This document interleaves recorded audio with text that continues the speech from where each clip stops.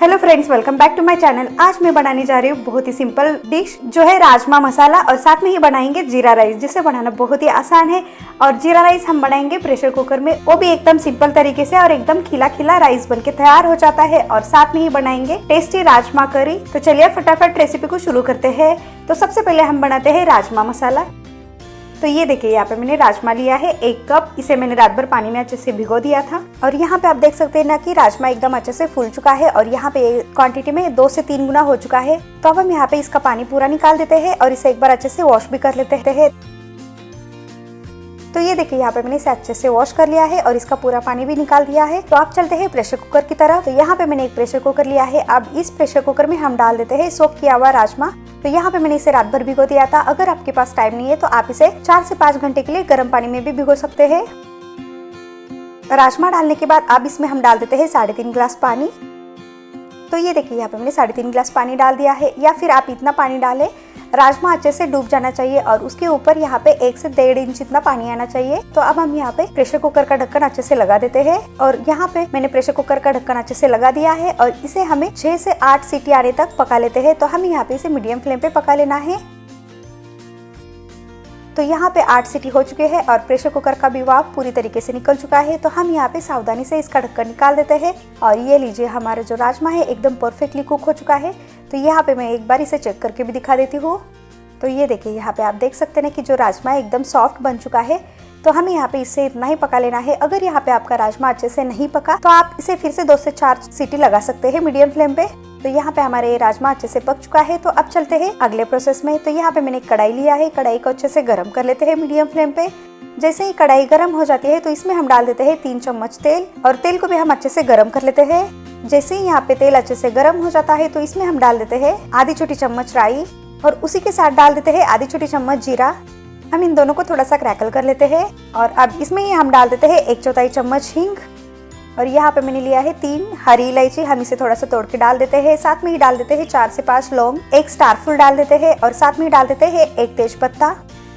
और यहाँ पे मैंने एक लाल सूखी मिर्च लिया है, इसे थोड़ा सा तोड़ के डाल देते हैं। इसका भी फ्लेवर बहुत ही बढ़िया आता है और ये दिखने में भी थोड़ा सा बढ़िया दिखता है। और साथ में ही डाल देते हैं थोड़े से करी पत्ता। और अब हम यहाँ पे इन सबको लो टू मीडियम फ्लेम पे कुछ सेकंड के लिए फ्राई कर लेते हैं, ताकि इन सबका फ्लेवर तेल में अच्छे से उतर जाए। और यहाँ पे हम डाल देते हैं दालचीनी। तो यहाँ पे मैंने 2 इंच इतना दालचीनी डाल दिया है। अब इसमें हम डाल देते हैं बारीक कटा हुआ अदरक। तो यहाँ पे मैंने 1 चम्मच इतना लिया है, और साथ में ही डाल देते हैं 1 चम्मच बारीक कटी हुई लहसुन। आप चाहे तो यहाँ पे अदरक लहसुन का भी पेस्ट यूज कर सकते हैं। अब हम यहाँ पे इन सबको कुछ सेकंड के लिए फ्राई कर लेते हैं, या फिर तब तक फ्राई करें जब तक अदरक और लहसुन का कच्चापन निकल जाए। तो ये देखिए, यहाँ पे अदरक और लहसुन अच्छे से गोल्डन ब्राउन कलर हो चुका है। तो अब हम यहाँ पे इसे इतना ही पका लेते हैं। तो अब इसमें हम डाल देते हैं 1 बारीक कटा हुआ प्याज। तो यहाँ पे मैंने 1 मीडियम साइज का प्याज लिया था, इसे बारीक चॉप कर दिया है। अब हम यहाँ पे इसे अच्छे से मिक्स कर लेते हैं, और इसे हमें 3 से 4 मिनट तक मीडियम फ्लेम पे पका लेना है, या फिर तब तक पकाए जब तक जो प्याज है दिखने में थोड़ा सा लाइट ब्राउन कलर दिखे। तो ये देखिए, यहाँ पे 4 मिनट हो जाने के बाद मैंने इसे एक बार अच्छे से मिक्स कर लिया है। और यहाँ पे आप देख सकते हैं कि जो प्याज है दिखने में थोड़ा सॉफ्ट हो चुका है, और इसका कलर भी थोड़ा सा लाइट ब्राउन कलर हो चुका है। तो अब हम यहाँ पे इसे इतना ही फ्राई कर लेना है।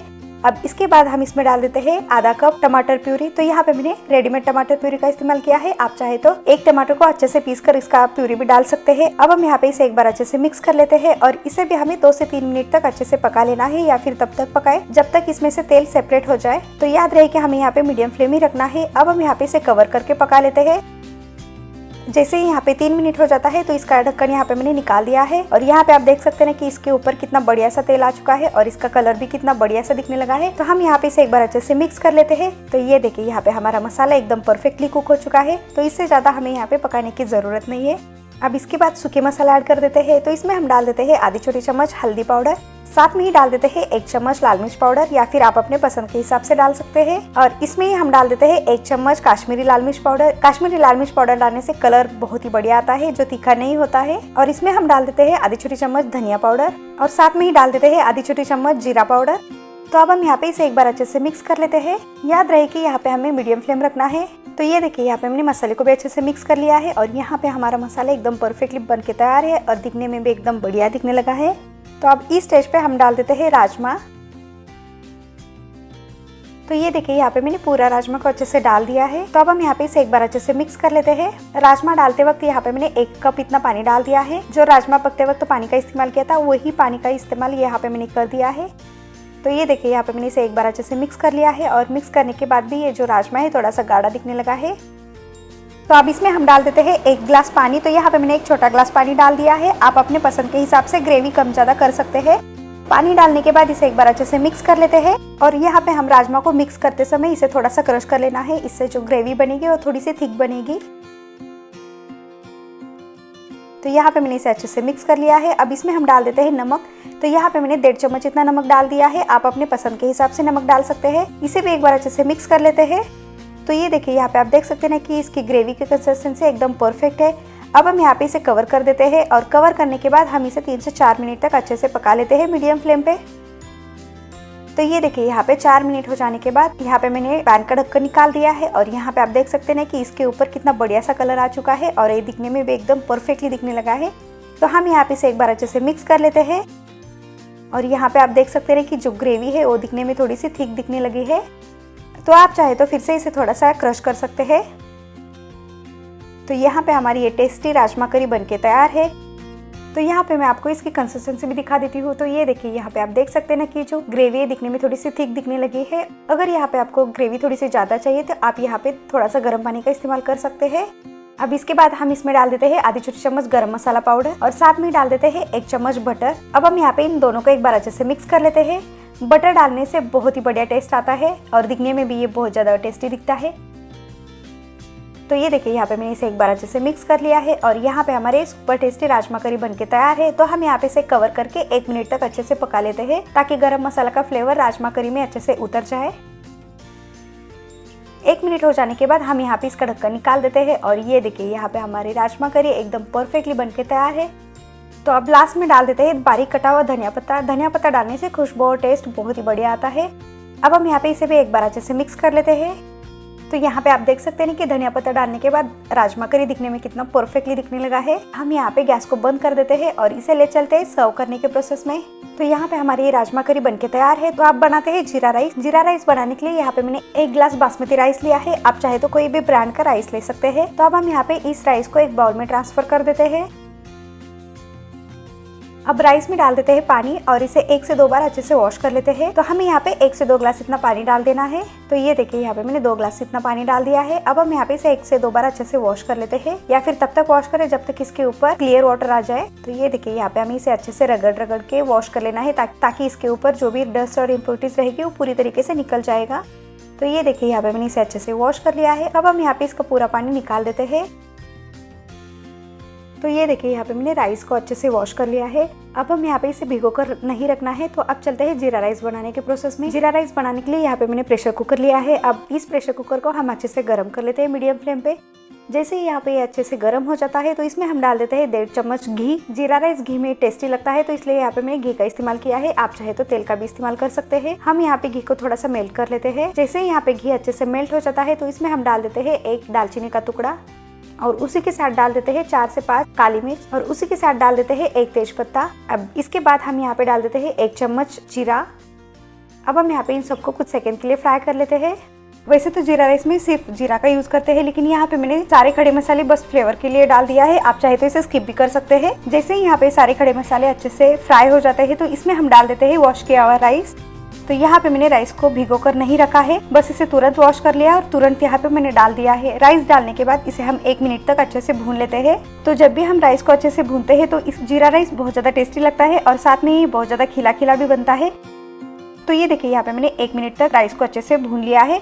अब इसमें हम डाल देते हैं पानी। तो यहाँ पे मैंने 1.5 गिलास इतना पानी डाल दिया है। तो यहाँ पे मैंने 1 गिलास राइस लिया था तो उसके लिए यहाँ पे हम 1.5 गिलास पानी का इस्तेमाल कर लेते हैं। अब इसके बाद हम इसमें डाल देते हैं नमक। तो यहाँ पे मैंने 1 चम्मच इतना नमक डाल दिया है। आप अपने टेस्ट के अकॉर्डिंग नमक डाल सकते हैं। अब हम यहाँ पे पानी और नमक को एक साथ अच्छे से मिक्स कर लेते हैं। तो हमें यहाँ पे याद रखना है कि 1 गिलास चावल के लिए 1.5 गिलास इतना पानी का इस्तेमाल कर लेना है और हमें यहाँ पे राइस को भिगो कर नहीं रखना है। तो अब लास्ट में प्रेशर कुकर का ढक्कन अच्छे से लगा देते हैं और इसे मीडियम फ्लेम पे 1 सीटी आने तक अच्छे से पका लेते हैं। याद रहे कि हमें यहाँ पे 1 सीटी ही लगानी है।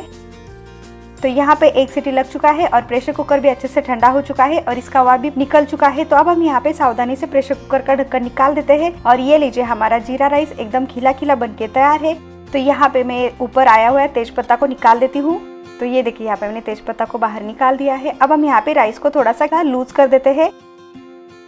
तो ये देखिए यहाँ पे आप देख सकते हैं ना कि जो जीरा राइस है दिखने में कितना खिला खिला दिखने लगा है और ये एकदम प्रॉपरली कुक भी हो चुका है। और यहाँ पे मैं आपको राइस को चेक करके भी दिखा देती हूँ। तो ये देखिए यहाँ पे आप देख सकते हैं ना कि जो राइस है एकदम सॉफ्ट बन के तैयार है। तो हम इसी तरीके से थोड़ा सा राइस को लूज कर लेते हैं ताकि ये ज्यादा ओवर कुक ना हो जाए। तो अब लास्ट में इसमें हम डाल देते हैं बारीक कटा हुआ धनिया पत्ता। तो यहाँ पे मैंने 3 चम्मच इतना धनिया पत्तों को अच्छे से काट लिया है। तो अब हम यहाँ पे इसे एक बार अच्छे से मिक्स कर लेते हैं। तो यहाँ पे हमारे ये टेस्टी जीरा राइस बन के तैयार है। तो यहाँ पे आपने देखा ना कि जीरा राइस बनाना कितना आसान है। बस यहाँ पे हमें मेजरमेंट को अच्छे से ध्यान में रखना है। 1 गिलास चावल के लिए 1.5 गिलास इतना पानी डाल देना है। तो यहाँ पे हमारे जीरा राइस एकदम परफेक्टली बनके तैयार है। तो अब चलते हैं इसे सर्व करने के प्रोसेस में। तो यहाँ पे मैंने एक सर्विंग प्लेट लिया है। अब इस प्लेट में हाफ पोर्शन में राजमा करी डाल देते हैं और हाफ पोर्शन में हम डाल देते हैं जीरा राइस। तो ये देखिए यहाँ पे मैंने सबसे पहले जीरा राइस को डाल दिया है और यहाँ पे आप देख सकते हैं ना कि जो जीरा राइस है दिखने में कितना खिला खिला और एकदम परफेक्टली दिखने लगा है। दिख रहा है ना एकदम रेस्टोरेंट जैसा जीरा राइस।